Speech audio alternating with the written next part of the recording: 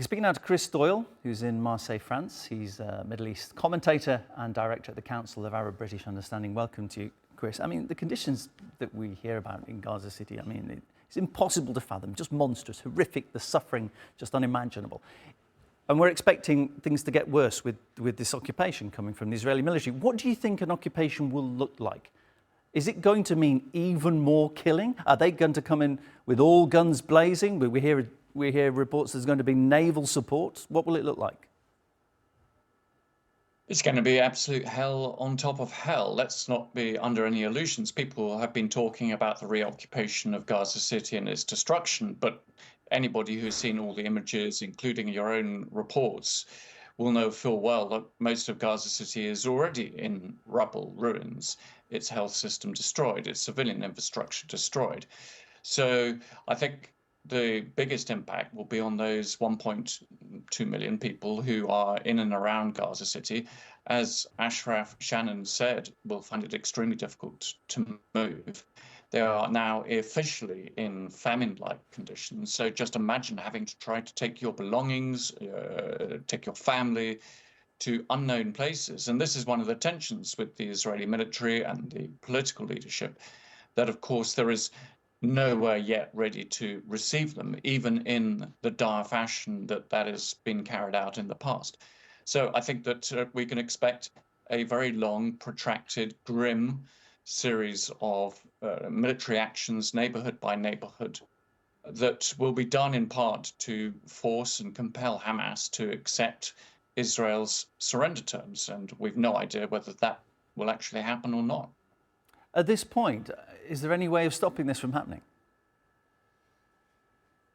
The only way this stops really is through massive international pressure, particularly from the United States, combined with a real reaction from within Israel. I think that the divisions in Israel are telling, but probably not sufficient enough to stop an Israeli prime minister and his fellow ministers from proceeding with this.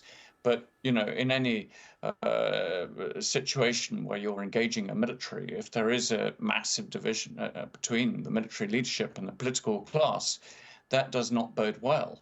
And if you have the Israeli chief of staff saying that actually the government should be accepting or urging them to accept that 60-day ceasefire that is on the table, who does not wish to start these military operations until humanitarian provisions are and shelter is made available for those who are forced to leave, then you have opportunities, I guess, for those in Israel to make their case to stop this war, to get the hostages out and engage in a ceasefire and hopefully a way out of all of this. But it's all coming too late. Let's be clear. Even if you stop the fighting today, with the famine engaged, you're going to see hundreds, maybe thousands of people are going to lose their lives as a result of this, or have their lives irreparably damaged.